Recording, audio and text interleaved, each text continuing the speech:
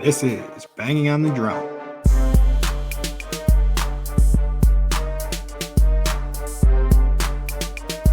One. It is another beautiful day in West Central Wisconsin, and welcome to episode 138 of Banging on the Drum. I am your host, P Dog, joined alongside our other host, M Dog. And M Dog, how are you doing after this weekend of Wisconsin sports?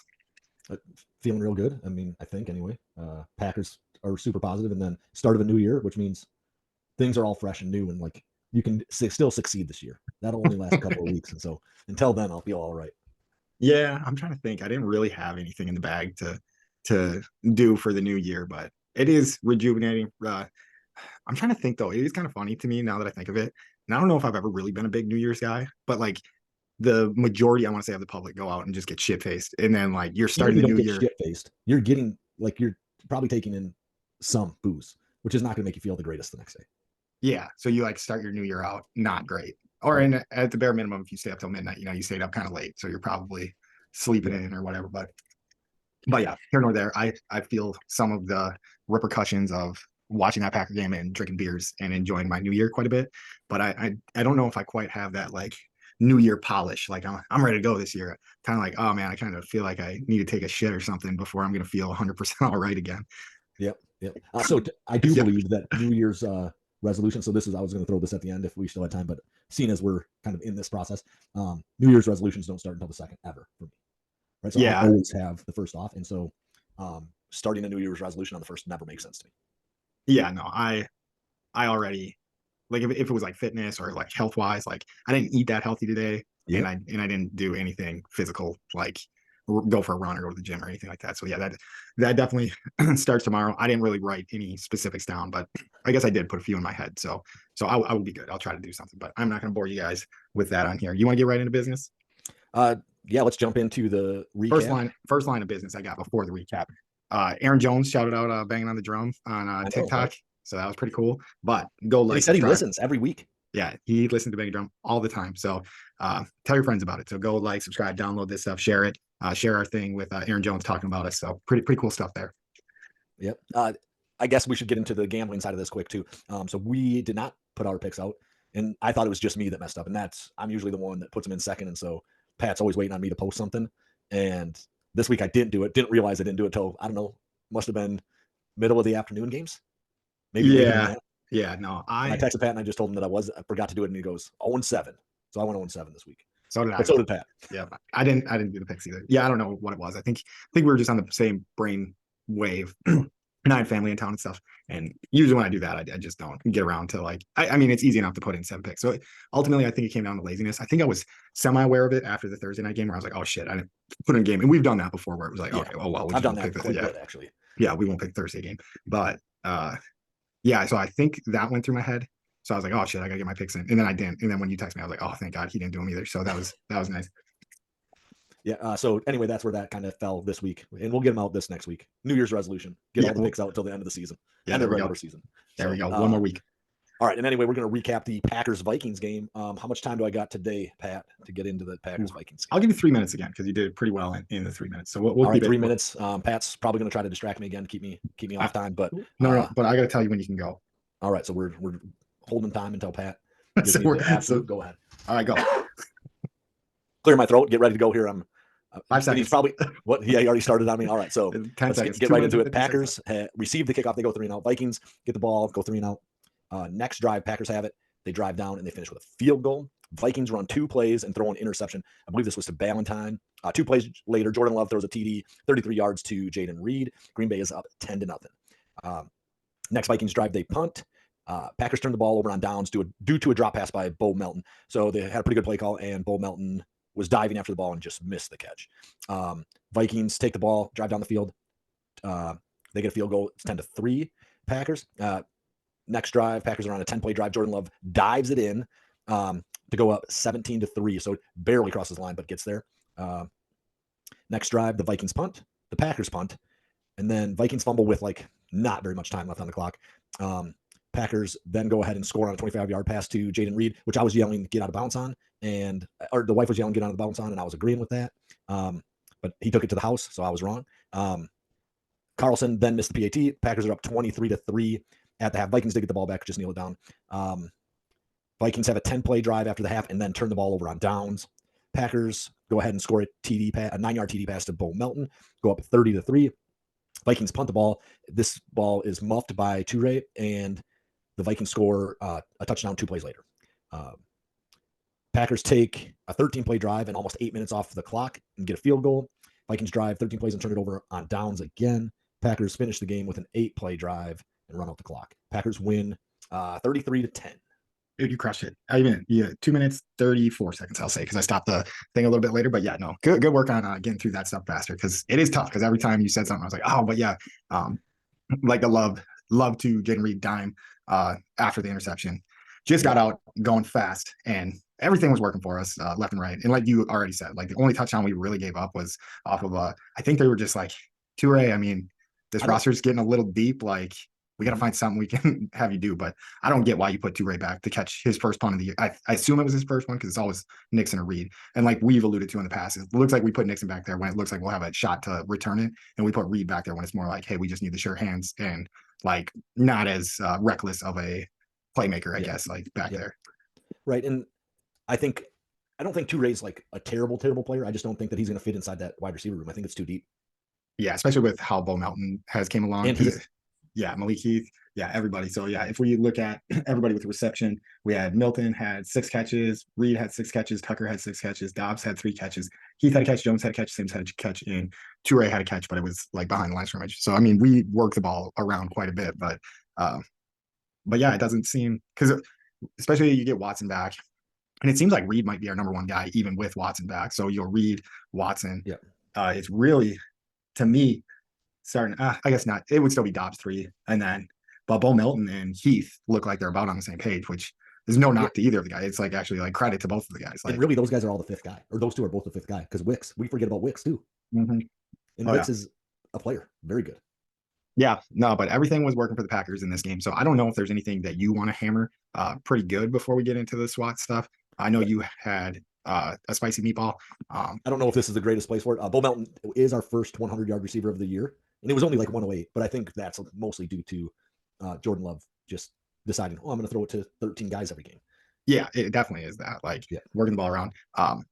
But yeah, and watching this whole game and then watching it back again with more sober eyes and stuff too, it's our guys are just really good at getting open now. Like it seems like Love, I mean, he is precise when he has to be precise, but it doesn't even seem like he has to be too precise out there very often. Like it looks like our guys are giving him about like a 5-yard window to like get the ball into. So I don't even know if it's so much. I do think Love is going to be really good, if not great.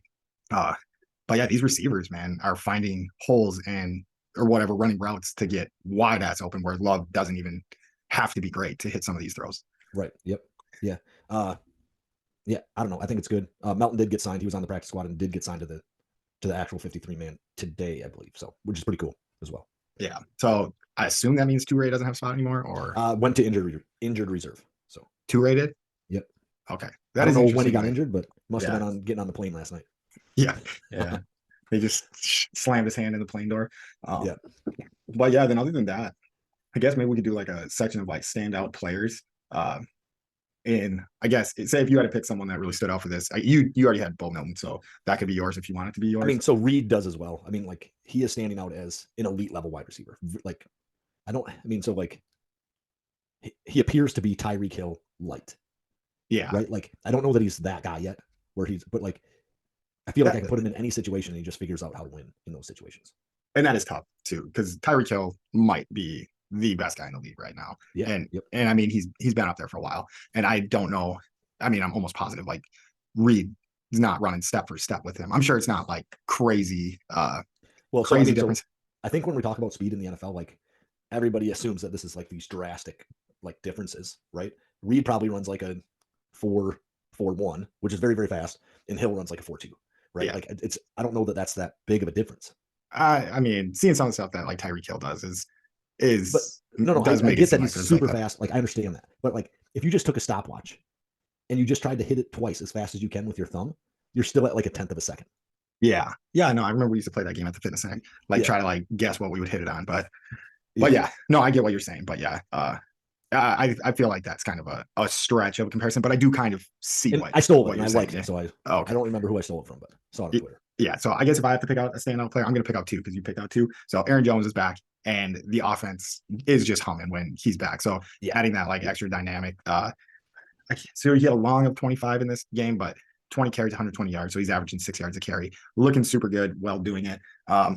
And then I think my other one that I will point out on defense, I always go Nixon, so I'm not going to do that again. But Quay Nixon Walker, played really well defensively. yeah, I mean the whole secondary did. I guess it probably should have been whoever was shutting down Justin Jefferson the whole game, but Right. it didn't hurt that we were going against Jaron Hall. What? And Mullins, I want to say Yeah, Chris Mullins, but it's not. it's Nick Mullins. Which whatever. So I guess there's a decent difference in. I mean, obviously, if Kirk Cousins is on the field, Justin Jefferson is a whole different animal. Being able to use, but the whole secondary. But I also do think Quay Walker was a pretty big difference maker, especially with. And this is my bad one that I always want to say OJ McDuffie. Oh, me too. But I'm pretty sure that was a Dolphins receiver back in the day or tight end. But McDuffie, Isaiah McDuffie going down pretty early in the game. So he stepped up there. Yeah, and it was just a great all around game. Honestly, the more I think about McDuffie ended up getting hurt too, right? that's what I'm saying. Yeah, he was like hurt, like laying on the field and stuff. And I think left with a concussion. So hopefully he's doing all right. Because yeah, it did look a little concerning. Did see Devondre Campbell on the field, which I mean, wearing just normal clothes and stuff. But I do think that that's a positive look. Yeah, he traveled with the team, went to Minnesota and watched the game. Right. So, I mean, not that I was paying close attention or was really looking for him or that they pointed him out, but it didn't look like Alexander was there. Right. Like, didn't want to be part of the team if he wasn't playing that day, which I guess I kind of get, right? But, and who knows if that's his choice or somebody else's choice too. So, but yeah, played really well with him. But I think I'll get into maybe, I don't know if I would call it a spicy meatball, but into something once we get into threats. But I didn't write it down yet. But I think there might be. I mean, we would be crazy to say that it doesn't seem like that guy has a bit of an ego on him in Alexander. And I think your ego could get kind of hurt if you're not there and the secondary just steps up and shuts up. Yeah. We'll wait till we get into threats with that kind of stuff because that's when my spicy meatball actually comes in. All right, we ready? Was that? Yeah. So we ready for the slot? Okay, Packers' strengths, weaknesses, opportunities, and threats. So as far as strengths go, the offense looks like it almost can't do any wrong, right? And I'm sure a better defense, so they said Minnesota was like a top 5 defense. They were missing their best secondary guy, but like they looked exceptional. Matt LaFleur's play calling looked exceptional. It was a wild game last night. Yeah, no, everything's working. And I was just gonna say, like, it's actually almost like kind of hard to like analyze this game is just because everything freaking worked and it's just like all positives. It's not too much of weakness threats after seeing this one. I mean, we do have threats like down the road and stuff, but yeah, the offense, like you just, I don't even know where to like add to your stuff. Like we already said, Bo Milton was balling, Jaden Reed was balling, Aaron Jones was balling, Jordan Love was balling. The offensive line looked amazing. Everything was good. We're not making stupid penalties, right? So we're not like jumping off sides very much. Guys aren't dropping the ball. I did mention Melton dropped that one on 4th down, but like that shit isn't happening. Like early in the season, receivers were dropping balls that I thought should have been caught. And like I think the whole team, especially offensively, has matured into like this really, really good unit. Yeah. So we had 4 penalties for 32 yards.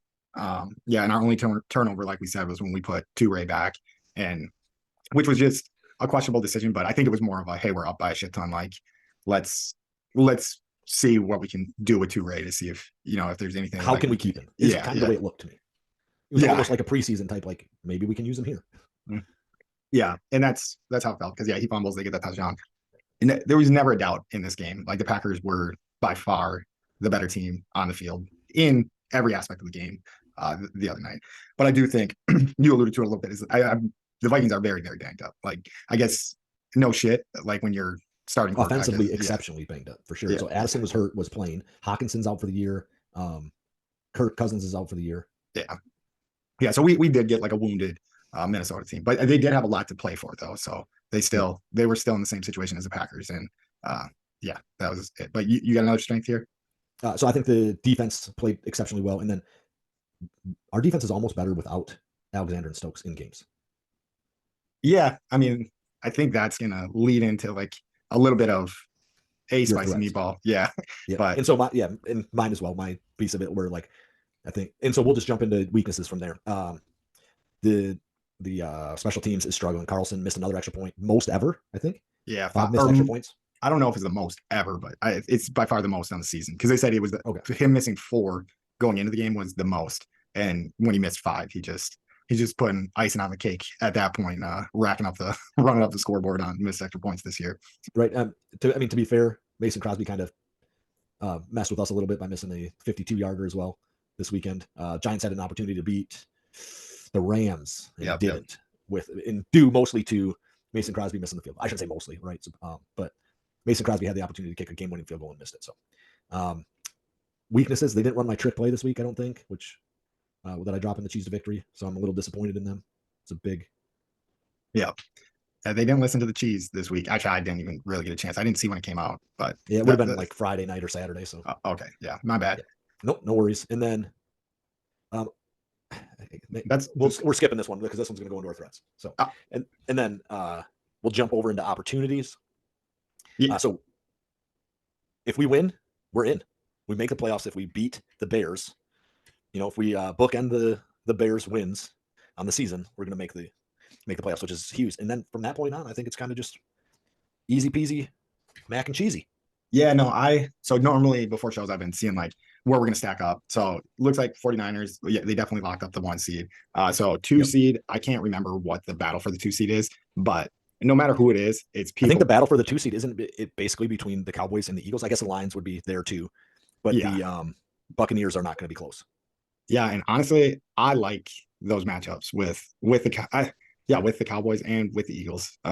We owe the Eagles some bullshit in a season where, granted, they're not playing well right now, but it's definitely, we've had this script flipped on us before where we're the dominant team. Yeah, fucking some like sketchy team comes in and yeah. So it's gonna be fun to be that side of things, and yeah, I mean, great opportunity. Do you have any more opportunities? I guess we could double tap like what we did last week. I don't even think our playbook's fully opened up to what we can have it be. So I still think there's some more opportunities to have some more fun, wrinkly plays that we haven't needed yet. So I think that is another great opportunity. But I can flip it into the threats with a pretty smooth transition. Is we're hot right now. We felt this way after the Kansas City game. So a big threat, and I think you put it in there is drinking the poison or whatever. Oh, yeah, you did. We put it right at the top. So yeah, too much positive talk, drink the poison, and just knowing, we have that crappy team in us, and we can play really bad. So I don't know what goes into, like, if the Vikings are just that bad at this point in time, where the Packers can roll them. But we definitely, I don't know, losing to the Giants, the Buccaneers, and making it close against the Panthers. Yeah. We looked at, or I saw stats of what the Panthers have done over the last 4 weeks. They scored 6 points. They scored 9 points. They scored 30 points and 0 points. Yeah. Yeah. No, it's real bad. And then that just leads into another threat is the Bears team is kind of humming. I was doing a little bit of research on them, but I'm pretty sure they're 4-1 in their last 5 games. And who they whooped this weekend? The Falcons. Yeah. So they took the Falcons to town and just have been playing good football. And if you're a Bears player, this is it, man. This is your Super Bowl. This is as good as it gets for the Bears ever, is when they have a chance to knock the Packers out of the playoffs. That's about like the accumulation of the most important game that the Bears have had in the last probably 10 years. They did make it to a Super Bowl about whenever that was. Wasn't that with Rex Grossman though? Yeah. And and then they were in an NFC Championship game with the Packers, right? And they were the 1 seed, I believe. Mm-hmm. Yep. Right. Yeah, because we did all. We were a 6 seed. We shouldn't even been anywhere near that game. Yeah, but yeah. So I do think that game is fairly scary last week of the season. So big threat there. All right, and so we'll get into the threats we were kind of alluding to through some of our positives here, and but I think there's some dissent among the best players on our defense. Campbell kind of falls into that. Now, seeing him on the sideline traveling with the team to go to the game, I think is good. I understand Stokes is hurt, and that's why he's out. And then Alexander got suspended, but I think that suspension speaks volumes about what our corners believe about Joe Barry and where the defense is. And I think that's what comes down to with the Rasul Douglas trade as well, is that he was starting to talk about how the defense needs to be better and there's things that we need to do. And there's there's no reason this stuff should be going on. And then trade deadline comes up and he's traded. And I don't think you can do that with a guy like Alexander, who might have been just as vocal about like the scheme and the play calling and that kind of stuff due to the fact that you paid him a shitload of money. He's super young, where Douglas has a few more years on him and doesn't have nearly the contract that Alexander's looking at. And so, with an opportunity to get him out of town, they thought they could, kind of quell the dissent that was happening early in the season. And I think that's going to be lurking all the time with Alexander around. Yeah, I think we didn't completely head it off. Like, I don't think this suspension is like the end of this like turmoil in the Packers secondary, because like we alluded to, we did it in the show. Alexander, man, I love the guy. I think he's great. I think he's going to be great. Whether he's a Packer for a long time, which I hope he is, and I hope it all gets figured out, but he's got an ego on him. And I don't think a guy like that loves sitting at home and watching like other people dominate while he's gone. And then guys like us, in our 15 listeners, being like, there's something weird about when Alexander's out, this defense plays a little bit better. Like, well, I mean, so like if there is dissent amongst the corners and the coach, if like they're not willing to follow his game plan, that is an issue. But that's an issue with getting your guys to buy into your game plan as well. Yeah. So I guess I don't know how to clean up that point, but like I don't know how it's gonna go. I don't know if they're just gonna be like, Alexander, if you're not gonna play the way we want you to play, like you're not gonna be playing for us for the rest of the season. But I don't know if I'm not sure either. Yeah, I don't know if you can afford that going in. I don't know if he gets suspended and he can come to the conclusion that it was probably somewhat warranted. And he shouldn't have done some of the shit that he did. Not that we know much of the shit that he did. We just basically know the straw that broke the camel's back, for sure. And then I don't know if you had any more insight on like what else he did wrong. I don't have insight on it. I just think like if he would have just became the captain and said, they told me that I could, so I talked to him right before the game, and they told me that I could go out there because I was from Charlotte, even though I wasn't listed as one of the captains. If he says that, where he like doesn't throw them under the bus, like, yeah, I just fucking did it. Nobody said anything to me. Like, it's no big deal. Like, basically undermining the authority of the entire staff. He said that to the reporters, is that like, yeah, I did it. Like, what are they going to do about it? Yeah. That's essentially how he was saying that. And at that point, you have to do something. Where if he says, oh, yeah, and like you can allow them to save face and allow you, like, and just not do anything, that's a different thing. But he didn't do that. And so him being overt, I think, was the issue. Yeah. But whatever. Hopefully that figures itself out. And hopefully we have him on the field when we need him on the field, because he did have some good plays against the Panthers, that I can recall, like kind of guessing on a play and then coming back and being able to make up for it. Like some of his athletic ability out there is almost bar none. Like he's definitely one of the most. He's an elite level corner. Yeah. So elite level. So yeah, I mean, that kind of covers our threats. I think we got through the Packer game quicker than we normally do. But like I said, didn't give us like too many talking points. I guess it was the big fight at the end of the game, which I don't know what that was even about, but I didn't look into it too much either. But basically, it looked like a guy that like Jones was trying to like walk a little bit and just kind of like gave him the shoulder, like two alpha males do, and why you pushing on me? Why you pushing on me? Why you pushing on me? And then they start pushing each other, and then it turns into a fight. But there was a lot of chippy football being played this weekend. I want to say when I was watching Red Zone in the 3:00 slot with all there was only 3 games going on, but like there would be 3 games going on, and 2 of them were like on breaks because of fights. So it was make or break time. So, but yeah, end of the game, just kind of some like Bush League feelings hurt type shit, and then Jones wasn't having it. Kind of felt like he needed to stand up for something, but thank God he didn't throw a punch or do anything too stupid to get suspended or anything like that. But like, I mean, let's be honest, Jones is usually like the most level-headed dude in the room. Yeah, it's out of character. I know the announcers were like, "Oh, it looked like Jones went in there to try to break this up," and like I was watching the game with my mom, and like we both like kind of looked at each other and we're like, "That doesn't look like someone trying to break something up. That looks like someone trying to start or like finish shit. Yeah. So it wasn't that, but you want to roll into this Badgers game? Yeah, so basically all I got written down here is we lose 35-31. We jumped out to a big 14-0 lead, and gave that up almost instantly in like a 4 or 5 minute period in the second quarter. Yeah. And went in up, so we were up 21-14 or 21-17 at half. 21-14 at halftime. But yeah, I think what we were mainly going to get into with this is, I don't know, this bowl game just seemed funky from the very beginning. My dumbass has like a hard time, like, we watch a bunch of Badgers, we watch a bunch of Packers. LSU, I want to say it's Jaden Daniels. Am I? Yeah. Okay. So yeah, like he didn't play in the game. So the guy who wins the Heisman isn't playing in this game. Braylon Allen isn't playing in this game. A lot of the big dogs just aren't going out and playing in this game. I will say though, if there is a good takeaway, if we swat it up a little bit, like the play calling was very good in this game. And I don't even know if it seemed like it was like such great play calling, but it just looked like the Badgers figured out how to sling the ball around. And Mordecai looked great. I don't know where he's getting drafted, if he's getting drafted.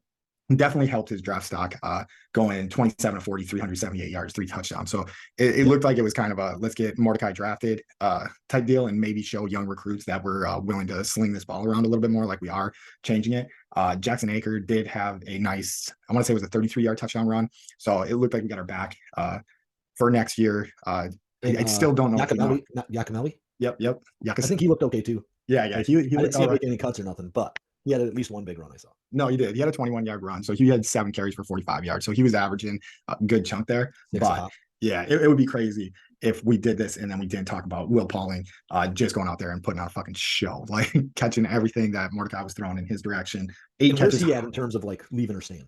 Yeah. So I'm going to look here. So he is a sophomore. So it looks like he's definitely staying because I'm pretty sure anybody that is transferring or leaving wasn't playing in these games because going to the FSU ass whooping of a game.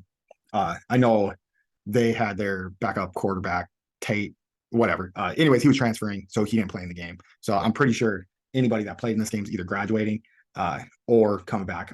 Bryson Green, our other receiver that had a great game, is a junior. So I'm assuming, none of our Wisconsin receivers are really like, hey, we're gonna test out the NFL market right now, especially with all the great wide receivers in college football. Right. But that's a great takeaway is we got some guys to throw the ball to, and we got like a carousel of quarterbacks that we're going to be looking into, seeing who gets the job. But yeah, covering college football is like turning into more than a full-time job because I couldn't even tell you right now of who the Badgers starting. Like this is where we definitely need a guy like Keel to come in and kind of tell us like what the thought process of where we're going with that quarterback last year. Because my idea for this game is like it doesn't really mean shit. Like sure, it'd be nice to win, but then you would think you would just start one of your young guys and stuff. But I do think. So I think the reason that you start Mordecai here is, like you said, you're looking to get his draft stock elevated for him. And doing that allows you to bring in a higher end recruit in the future. Yeah, and it definitely. It's always something that like I always had an issue with the Badgers is, so like when guys would go off against a team and they'd sit them in the third quarter, like I don't think as a recruit when you're having like a career game, you ever want to get sat. Right? I understand what the Badgers are doing, like you're protecting your players, like getting your other players playing time, but if you can set a record for like rushing yards in a game, I think they should chase that stuff. Yeah, I think it's like Melvin Gordon type stuff. Like he said it right, and he said it in 3 quarters, and then the next guy sets it like 2 or 3 weeks later. It was a week later. Yeah, I think he had the record for a week. And like he probably played that guy played the entire game because he was on a team that wasn't the Badgers versus some nobody team, right? Yeah. Or whatever. But I just like for me, I would always just set those records. I would chase like the personal accolades more often. And I think that's what you're doing here is you're chasing hey, we're going to get you paid and that's going to benefit us in the long run here. And yeah, and the announcers were alluded to like how much respect that the coaching staff had for Mordecai and like how good of a like teammate he's been to like all the guys there. So yeah, I think we hit the nail right on the head there, where I think they were like, yeah, we're gonna let Mordecai get looks here. But yeah, that's what I got for the Badger game is it looks like the offense is starting to transition into that air raid a little bit better here, especially when they had, 4 weeks to prepare for this game, 3 weeks to prepare for this game down in Florida. But I wasn't too shook up either way. It did feel like we should have won the game. And offense just kind of went flat in the second half, especially the fourth quarter. Fumbled the last 3 plays that they had the ball. Yeah, and yeah, on the last drive, it was not looking good. Like it looked like the most Badger way to end a big game. That's more so like how we'll end a Rose Bowl though, instead of like a whatchamacallit, Rely Quest Bowl. But yeah, it was on par to just shit in the bed on the last drive and just not really getting a good playoff to be competitive on that last drive. But lose 31-35 to LSU, who's been a good team all year long. Granted, they didn't have their Heisman quarterback in the game, so it could have been uglier. Badgers were 10-point dogs in that one, so they covered pretty well and honestly looked like the better team for, I would say, the majority of the game. But yeah, it wasn't it though. What else you got, Mike? What else? So I don't have anything about the football game here, so I think that football game I think was good. The Badgers basketball should be starting like really digging into conference play here. 9-2 right now, I believe, and then we play Iowa and Nebraska this week. So Yes. Should be a couple of wins there, I would assume, but you never know in the Big Ten where sometimes shit gets sketchy. So Yep. Iowa, Nebraska should be a good time.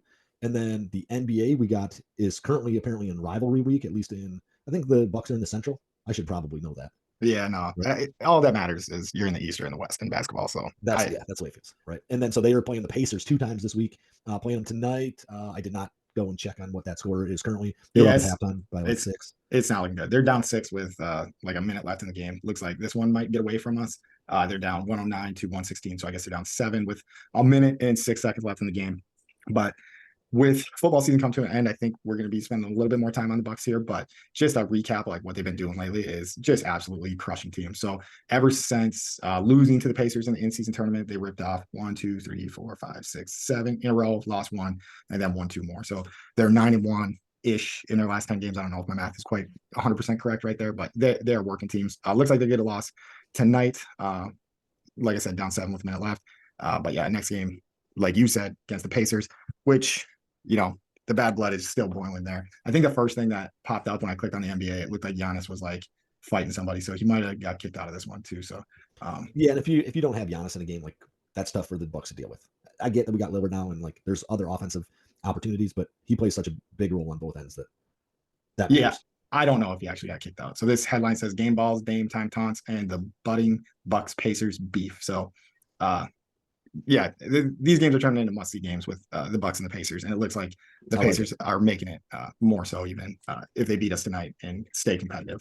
Nice. Bucks are 24-8 on the season, which, if I am correct, I want to say they're second in the East. Yeah, it's the second in the East to the Celtics right now. So when Mike and I turn our NBA brains on, we're going to be in a nice spot. Nice spot to land when coming. But we might get K9 Kyle back on because I know he stays locked in when we don't. So perfect. All right, Mike. What else we got? Thank you guys for listening. We really appreciate it. As Pat would say, I shouldn't say that shit. We love you guys. Not as Pat would say. We love you guys. Thanks for listening. And if you're doubting the Badgers, the Bucks, the Brewers, or the Packers, you can eat our shorts. Roll it. All them suckers that doubted the Packers can't eat my shorts. All them suckers that doubted the Packers can't eat my shorts. Beat them. All them suckers that doubted the Packers can't eat my shorts. Eat my shorts.